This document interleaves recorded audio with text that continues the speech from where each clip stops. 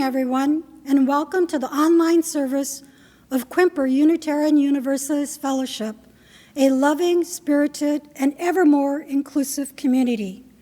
Whoever you are, wherever you're from, whomever you love, and whatever your faith tradition, you are welcome here. My name is Cecilia Flickinger, and I'm a member here at QUUF.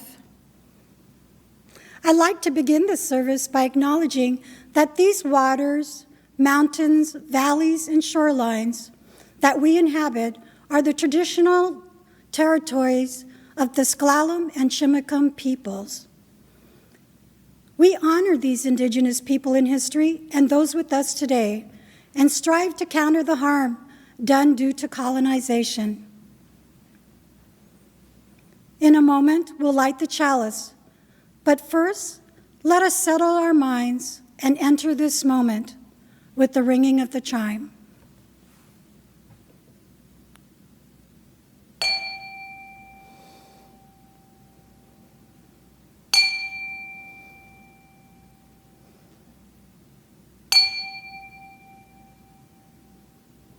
It is good to be together. I'd now like to welcome the Vaccinated Voices, directed by Al Thompson, who will lead us in our opening hymn, number 311, Let It Be a Dance.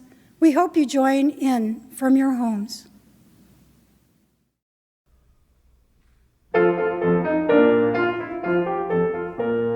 Let it be a dance we do.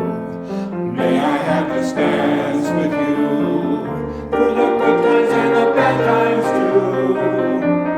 Let it be a dance. Let the dancing song be heard. Play the music, say the words, and fill the sky with sailing birds. Let it be a dance. Let it be a dance. Let it be a dance. At work you will learn to lead. Feel the rhythm, feel the need, to make the harvest and the seed. Let it be a dance. Let it be a dance with you. May I have this dance with you, through the good times and the bad times too. Let it be a dance. Everybody turn and spin. Let your body learn to bend, and like a willow with the wind. Let it be a dance. Let it be a dance. Let it be a dance. A child is born, the old must die. A time for joy, a time to cry. Take it as it passes by. Let it be a dance. Let it be a dance we do. Let it have this dance with you, through the good times and the bad times too. Let it be a dance. Morning star comes out at night. Without the dark there is no light. And if nothing's wrong, then nothing's right. Let it be a dance. Let it be a dance. Let it be a dance. Let it sunshine, let it rain. Share the laughter, share the pain. And round we go again. Let it be a dance.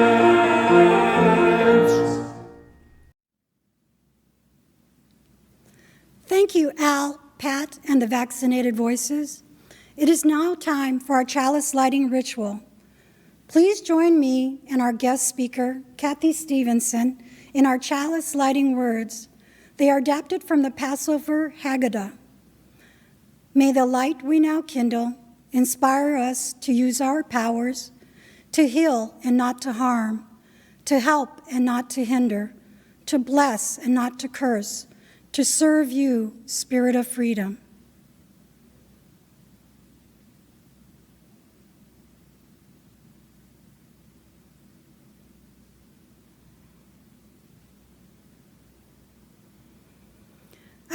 opening words, like our chalice lighting, are from our Unitarian Universalist hymnal called Singing the Living Tradition, published in 1993. Kathy considers the gray hymnal our UU sacred text, as the song and words express our religion in all its fullness.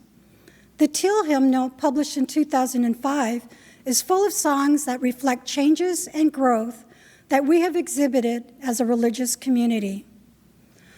The words are attributed to Kalidasa, a Sanskrit author. Look to this day, for it is life, the very life of life.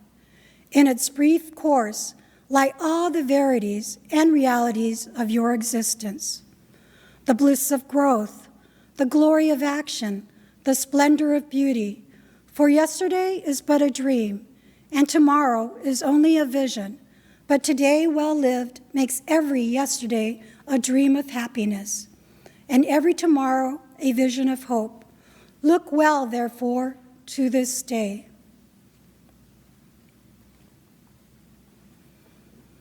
What we'd like to do now is acknowledge and welcome those of you who are visiting us this morning, as well as those of you watching the service later in the week. If you are present this morning, we invite you to join us for a virtual coffee hour in our Fellowship Hall Zoom room. The link will be posted in the chat section at the end of the service. If you find this service useful or inspirational, hopefully both, please share the link with your friends and family. So welcome, everyone. It is good to be connected in this way. I have one announcement this morning. With the resignation of Colleen Johnson, there is a QUF Board of Trustees position to be filled through the 2021-22 fiscal year. Although the board makes the appointment, they've asked the nominating committee to solicit recommendation from fellowship members. We are particularly seeking suggestions of newer and younger members, as well as someone with a financial background. If you know someone you believe would be a contributing member to the board, including yourself, please send an email to qufleadersearch@gmail.com, identifying the name of the member you recommend, why you think this member would be a good addition to our board, and whether or not you know if this person is willing to serve. Please send your suggestions by August 8th, soon. We will now receive the offering. Today is the first week of the month, which is our HOPE collection for our local food banks. HOPE is an acronym for Helping Our People Eat. If you'd like to donate today, you have 3 options. Text the amount you'd like to give to the number now showing at the bottom of the screen, or go to our website, quf.org, and click on the giving link, or simply mail a check to QUF. Just remember to put the name of the organization in the memo line. We will now gratefully receive your offering as we listen to some Telemann, played by Anne and David Krabill and Helen Lauritzen.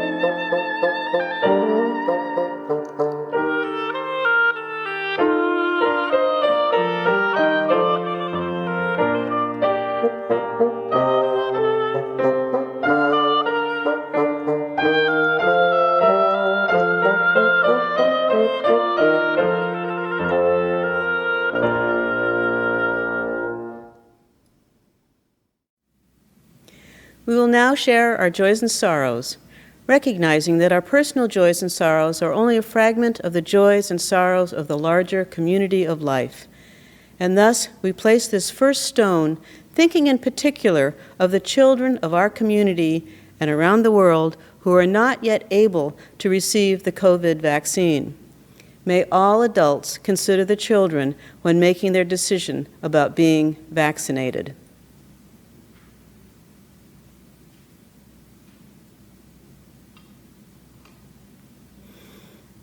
And now within our congregation. This past week, we said goodbye to Colleen Johnson, our recent board president. She left for Indiana with a small car packed solid.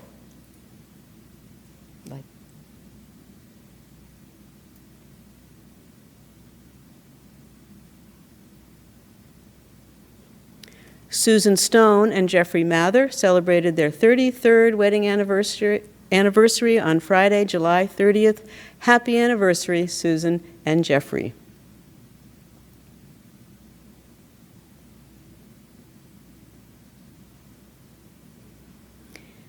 Nan Toby Tyrell celebrates her 80th birthday tomorrow. Happy birthday, Nan Toby.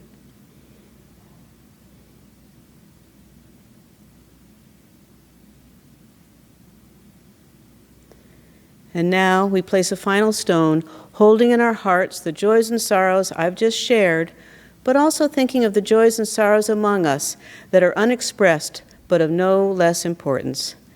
I invite you now into a moment of silence.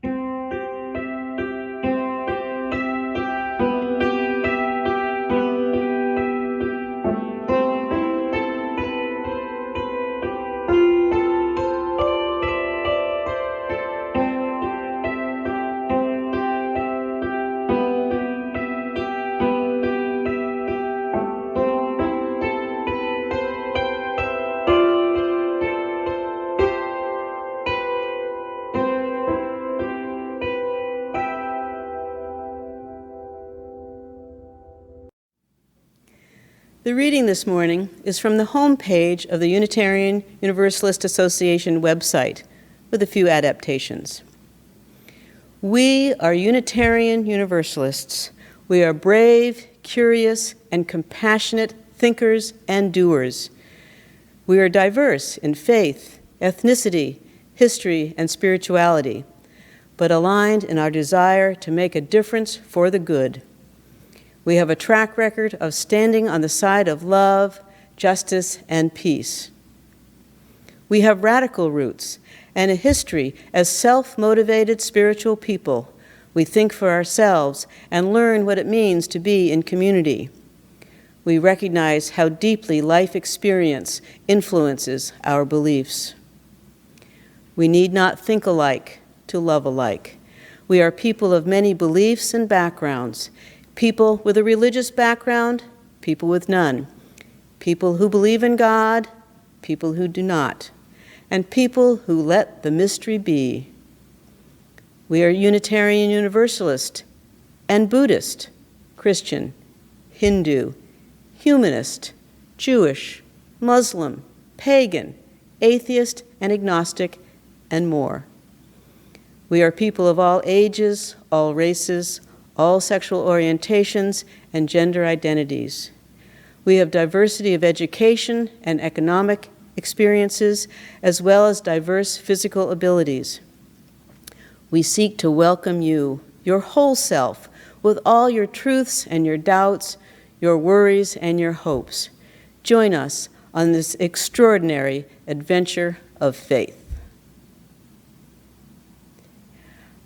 Our special music this morning is perhaps the most widely sung Unitarian Universalist song. This recording is performed by the Vibes of the First Unitarian Church of Baltimore. Please join them in singing Spirit of Life.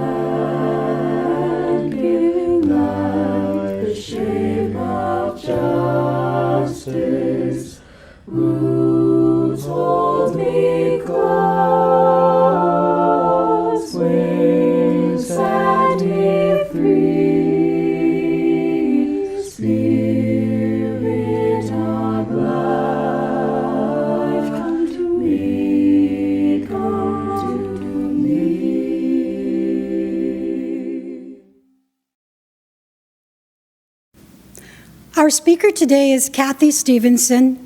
Kathy began her career as an early childhood educator after graduating from Cornell University in 1975. While owning a preschool in Port Townsend, she began her affiliation with Quimper UU Fellowship in 1987, when she and others began the Children's Religious Education Program. She retired in 2018 and was granted the title of Director of Family Ministry Emerita.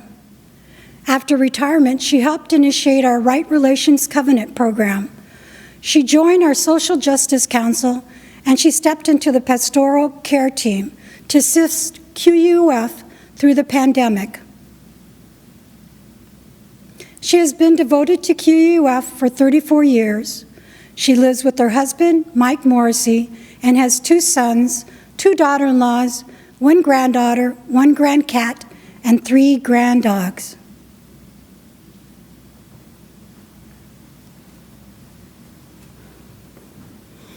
Thank you, Cecilia. My life as a Unitarian began when I was a toddler. I say Unitarian because we began attending First Parish Unitarian Church in Concord, Massachusetts, before the 1961 merger or consolidation of the Unitarians and the Universalists. I don't remember much from those first years, but I do have a memento. I was given this book at age 6, A Child's Garden of Verses by Robert Louis Stevenson.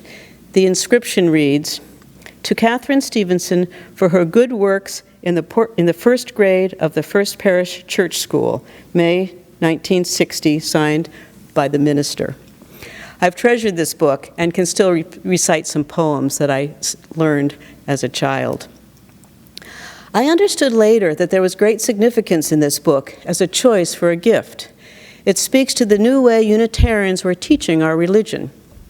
The method of learning from the Bible had fallen by the wayside in order to present a more exploratory, experiential mode of education. This was favorable to my parents, who appreciated the developmental method of child rearing. They believed that children were not small adults who should be fed information and expected to act like adults, but rather had developmental stages that were to be honored, including moral and spiritual development. We stopped going to church when I was a bit older, and the story goes that my brother, 5 years older than me, hid his Sunday school shoes so well that my parents got it, that he really didn't want to attend anymore. He was not a rebellious child, so this was significant. We did, however, often attend the Christmas Eve service. The Christmas Eve service in a historic New England Unitarian church is truly a spiritual experience. The transition from darkness to increased flickering light from individual candles was breathtaking as we sang Silent Night. The part of the tradition that is most clear in my memory is streaming out of the church, keeping our candles lit. It was said that if we made it home with our candles still lit, we would have a healthy new year.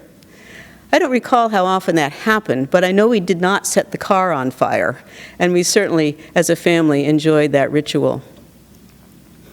Joining First Parish was important to my mother. She had an inner conviction that religious education was important, though she was not attached specifically to her Episcopalian upbringing.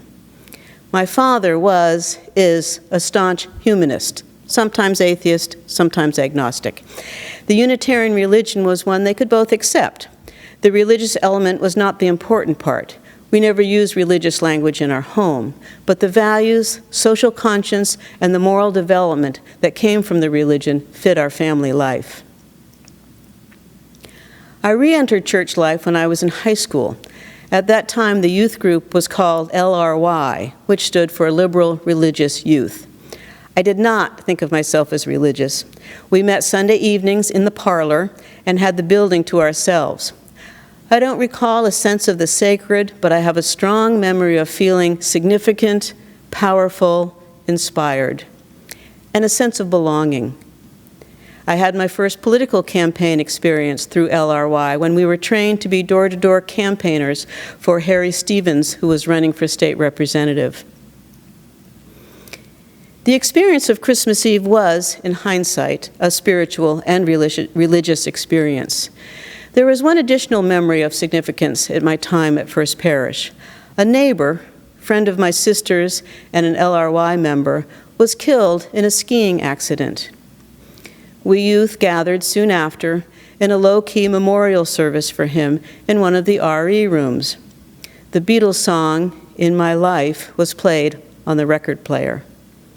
There was the song, some silence, many tears. It was my first experience honoring a death in such an intimate setting without the formal funeral home structure. Just people coming together, remembering and grieving. That sacred feeling has stayed with me. I believe that honoring death, grief, and the cycle of life is something that Unitarians do well. I didn't leave home with an identity as a Unitarian. In fact, I was pretty anti-religion in my 20s and early 30s. I had missed the study of other religions at First Parish, remember my brother's shoes, and pretty much felt that Christianity had done a lot of damage in our culture, and I didn't want to have anything to do with it. I scorned the usurping of earth-based holidays like the spring equinox and winter solstice for the Christian holidays of Easter and Christmas. I had no understanding of the man Jesus, only what had been created about him, but by what I saw as a damaging religion. I was a humanist with strong moral values and not an ounce of spirituality. And then it was 1987. I had been separated from my son's father for 3 years. My son Kagan's father is Jewish, and in fact was one of the founders of the local Bet Shira congregation. One day, 8-year-old Kagan, looked at me and asked, "What are you, Mom, if you're not Jewish?" I guess it bothered me that I didn't have an answer. Now I can think of many things I could have said to him, but at the time I was speechless. I wondered, what was I? Well, what did we do in those days if we had questions? We didn't have the internet, remember? So I went to the phone book and maybe to the church section in the Leader. I must have remembered my good experiences at First Parish, because what I found was a small group of Unitarians meeting twice a month at the Tri-Area Community Center in Chimacum. I went to see what it was about. They met in one of the small rooms. About 15 to 20 people were present. I was nervous and shy. Lars Watson began by lighting a candle, not a chalice. That was to come later after much discussion. The guest speaker was from Peninsula College and spoke about the Holocaust. I was interested and moved by what he had to say. It seemed maybe I was a Unitarian, but I was too shy to stick around and slipped out before anybody talked to me. I ventured back a few weeks later, and the topic was Ralph Waldo Emerson. Maybe I really was a Unitarian. That day I stayed to meet people, and that was the beginning of a passion that has remained central to my life for 34 years. At that time, I was owner and teacher of a preschool in Port Townsend called Rainbow School. I loved the children and parents. It was a truly magical community. I mentioned my school to the first people I spoke to that second visit and learned that they were wanting to start an RE program. Would I be interested? Did I know others who would be interested? It turned out several of my Rainbow School families were curious. They signed on. I was offered $20 per Sunday to coordinate 2 classes plus childcare. Kitsap Unitarian Church provided us with mentors, and I began attending Pacific Northwest District trainings as well as UUA conferences. I had no idea how to be a religious educator. Actually, the word religion stuck in my throat, as did church, God, reverence, worship. Truly, I don't know how I convinced myself to give it a try. I certainly never imagined it would lead to more than a passing phase in my life. But I loved the wise, fun, compassionate people. I loved digging into values and morals and justice questions and issues. I loved the sense of community and purpose. The more I read about the religion, the more I knew what a perfect fit it was for me. Many years later, I developed a notion that teaching RE in a Unitarian Universalist fellowship is simply an extension of why I loved being a preschool teacher. The topics we covered were the same in both, but Unitarian Universalism extended those topics to all ages and to lifelong learning. The topics of being kind to others, learning how to solve problems peacefully, celebrating and working for the health of the earth, celebrating joy, and honoring the cycle of life with dignity, honesty, and humility, self-understanding, and through it all, nurturing authentic and loving relationships. In May 1997, our first building was completed. This was a growing up phase, as we had a wider presence, more members, and a financial commitment to each other. I was growing up spiritually as well. Over the last 10 years, I was beginning to let down my guard and become more open to religious language and to a deeper understanding of the spiritual aspect of Unitarian Universalism. In the development of coming-of-age programs, our child dedication, and bridging ceremonies, I came to have the utmost respect for rites of passages and other rituals. I began to feel the pull of the importance of religious language. I understood what reverence meant. I learned that the root of the word worship means simply to hold up that which is of worth. I realized that a belief in reason and science does not in any way prevent one from feelings of reverence and the moving qualities of worship. I still struggled with the term God, and I still had trouble with Christmas and Easter. Then, Bruce Bodie was called into our lives. Before he came, we didn't have a traditional children's pageant. It felt contradictory and, well, awkward to me. But he brought the Christmas story to life for us as human beings, as people of story and myth and universal human needs and desires. It didn't matter that the story of Jesus' birth was not factual. It was a story that touched on our humanness, our greatest desire for love, faith, hope, and joy. My new outlook was confirmed by the joy the children found in the annual ritual of the pageant. And what about God? The biggest of you worrisome words. That was the title of a book I read many years ago, Worrisome Words. Well, the credo I wrote 25 years ago doesn't use the word, and if I was to write one now, it would not use it either. I love Reverend Forrest Church's quote, "You say you don't believe in God. Tell me about the God you don't believe in. I probably don't believe in that one either." Until our culture stops asking that question, I probably won't use that word. That question for me is anchored in the idea of the Christian God. For me, it isn't about believing or not believing. It is about what is useful in explaining the mystery, the spirit, the wholeness, the oneness of all that exists. When that question in our culture becomes, is the word God useful to you in your spiritual life? I may answer yes, in the way of panentheism. But that time hasn't come. I do occasionally feel a sense of envy for UUs who find the word useful and comforting. It's convenient to have a word to express the vast expanse of the sacred wholeness. So I've grown comfortable and appreciative of religious language, and I love Unitarian Universalism for the guidance in exploring the big questions of why we exist, who we are, and what we are to do with our lives.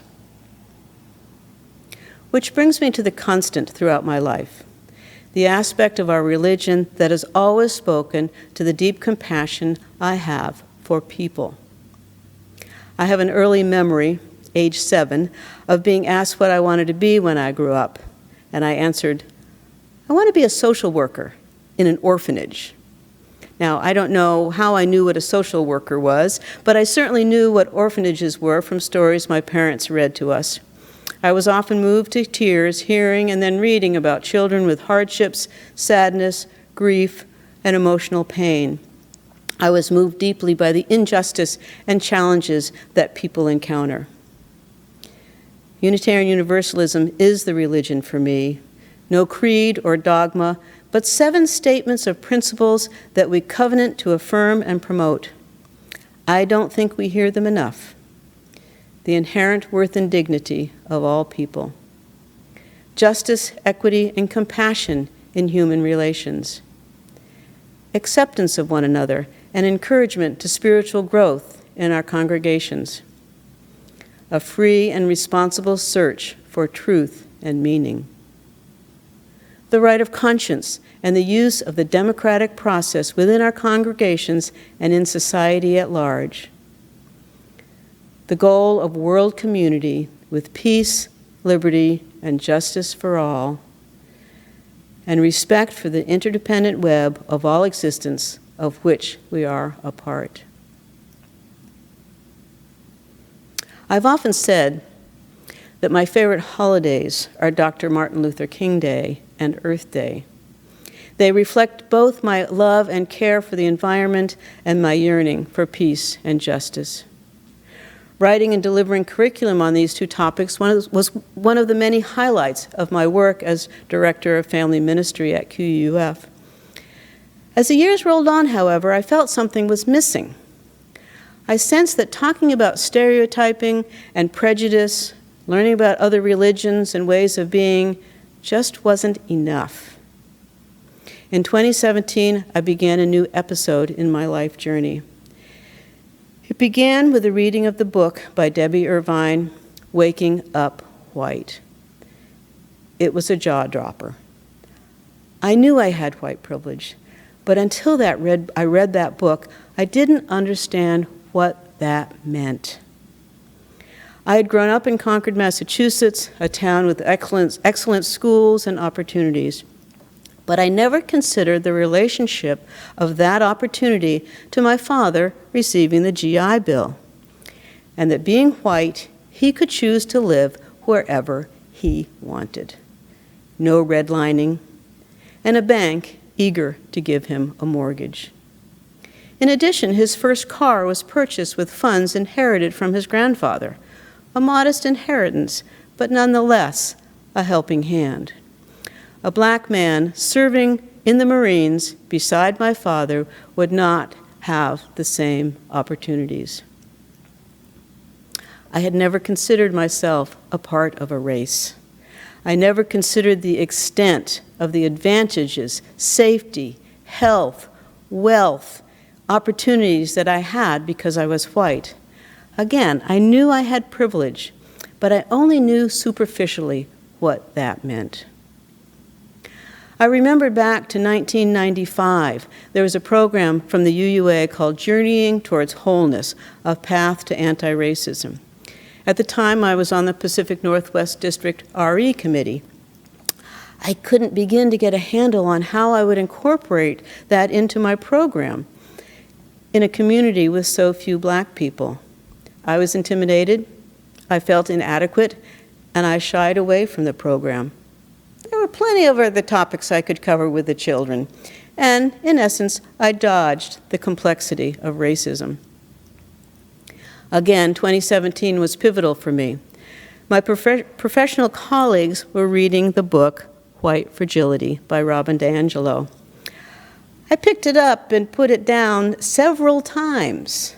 It created quite a bit of anxiety in me to look at my whiteness in that way, to see myself in the book. That spring, the UUA was challenged to see its white-centric leadership and take action. We were asked to hold a white supremacy teach-in. Oh, but that term made me squirm. I could hardly say it. Luckily, Florence Kaplow was our intern, and I could follow her lead and only halfway engage. I put together a great program for the children, but what a relief that I didn't have to engage with adults about it. But it was another crack opening up. I was able to take another step in facing my insecurities, my fears of being exposed and out of my comfort zone, my conservative safety of thinking that the problem was out there. When I retired from my job here in December 2018, I didn't know what my future at QUF would be like. I was given the honor of Director of Family Ministry Emerita. I had no idea what that meant.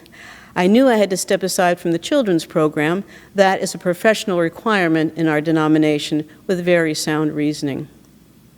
I joined with Helen Kolf and others to develop a Right Relations Covenant, something I had wanted us to pursue for years. I joined with others to reinvigorate the Welcoming Congregation, our group that advocates for rights and inclusion of LGBTQ+ people in our congregation and beyond. But I kept coming back to the fact that our great social justice programs had no group focusing on Black lives. I knew it was something I wanted to stretch myself on and learn more about. I wondered what happened to me during the months after Black Lives Matter was formed and all the killings after that. What happened to my outrage and my anger and my fear about how our society was treating Black people? Had I really just stepped aside and put on blinders? Where to start? I was experienced doing social justice work with children, but not with adults.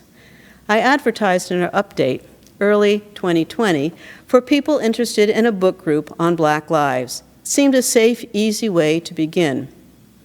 I received 0 responses. Then, George Floyd was murdered, and Ahmaud Arbery, and we learned about the murder of Breonna Taylor. I advertised a book discussion of Ibram Kendi's How to Be an Anti-Racist. The responses showed that others were feeling the need also to step into uncharted waters and address racism towards Black Americans. Our anti-racism action group was formed and has been going strong ever since. We had not been avoiding all areas of work on oppression. I mentioned our Welcoming Congregation program, and our Native Connections Action Group has been guiding us for many years to educate, deepen respect, and stand in solidarity with Native peoples. And JASIRA, our immigration rights group, though not originating at QUF, has been developing relationships with local immigrants for many years. I mentioned our Welcoming Congregation. That was as soon as we moved into our new building, 1997, we started that program. And did you know that we were one of the original winter shelters? The first year of the shelter, several churches joined in together to take turns opening our buildings overnight for folks in need. We have been doing justice work since the beginning. However, something is different with these times in the life of our country and as Unitarian Universalists. Our society is looking at our culture of white supremacy, which simply means that racism is baked into our culture, our systems of governance, our educational systems, health system, our religions, and in ourselves. It is nothing that we did as individuals. No, it's been programmed into us for 400 years. But I feel we are responsible for what we do now, what we do with this new knowledge and understanding. As Unitarian Universalists affirming and promoting our 7 principles, we are called to examine our systems. For those of us who are white, to examine our whiteness and make decisions about whether we want to be silent or be allies and accomplices in dismantling the culture we've been swimming in. It is the culture that says white is normal, black is dangerous and scary. The culture that worries about what I will have to give up if there's to be equity in our society. The culture says, I can't fix it, it's too big, I'll get busy over here instead. Ours is a living tradition.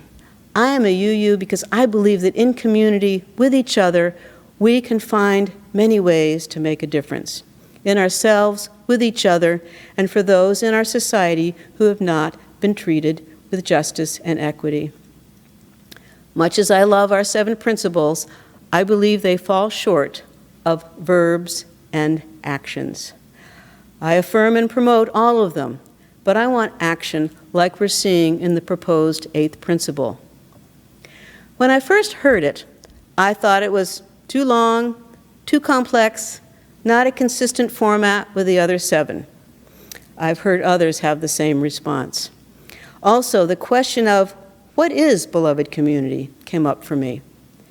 And then through listening to others and deeper study of it, I absolutely fell in love with the phrase. It reads, we covenant to affirm and promote journeying toward spiritual wholeness by building a diverse, multicultural, beloved community by our actions that accountably dismantle racism and other oppressions in ourselves and our institutions. I look forward to conversations about the 8th principle this fall. It fits with my vision of this living tradition that changes and grows and deepens when new awareness comes our way. It fits with my credo statement written in that first QUF Building Your Own Theology class in 1996. I wrote, I believe in living from the past, serving in the present, taking responsibility for the future. I believe in honoring the mystery and beauty of the natural world and always striving to balance human needs with the needs of other living things. I believe every act of caring and understanding improves the human condition. I believe that nourishing the soul is as important as nourishing the body. I believe we all need roots and wings. May it be so. Please join in our closing hymn by Bob Dylan, Blowing in the Wind. George Stanley and Jess Schumacher will lead us. Okay, this song asks 9 questions, and this song is as relevant as it was in the 1960s. And when I sing the song, I'd like you to sing along and think about the questions.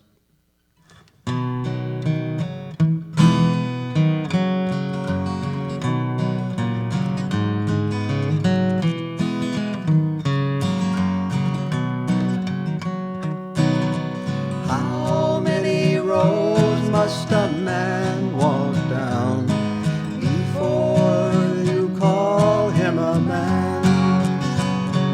Yes, and how many seas must a white dove sail before she sleeps in the sand? Yes, and how many times must the cannonballs fly before they are forever banned? The answer, my friend, is blowing in the wind. The answer, it is blowing in the wind. How many years can a mountain exist before it is washed to the sea? Yes, in how many years can some people exist before they're allowed to be free? Yes, and how many times can a man turn his head and pretend that he just doesn't see? Oh, the answer, my friend, is blowing in the wind. Oh, the answer, it is blowing in the wind.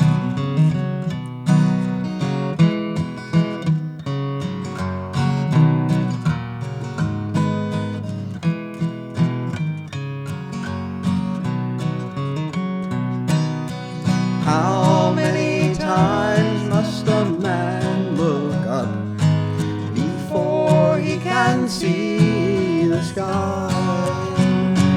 Yes, and how many ears must one man have before he can hear people cry? Yes, and how many times will it take till he knows that too many people have died? The answer, my friend, is blowing in the wind. The answer, it is blowing in the wind.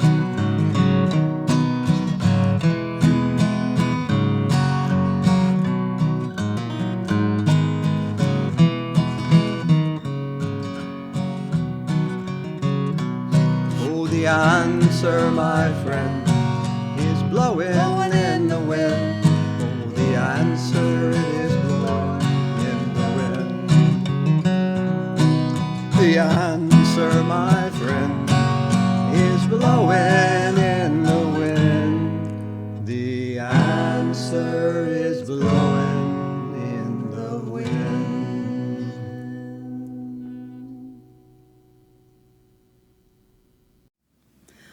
Before we extinguish our chalice, I want to remind you that next Sunday is our Blessing of the Animals service. Lori Riley and our newest group, Pet Helpers, will lead the service. I hope you can join us. And now let us join voices in our chalice extinguishing words. We extinguish our flame, but not the light of truth, the warmth of community, the fire of commitment, or the power of transformation. These we carry in our hearts until we are together again.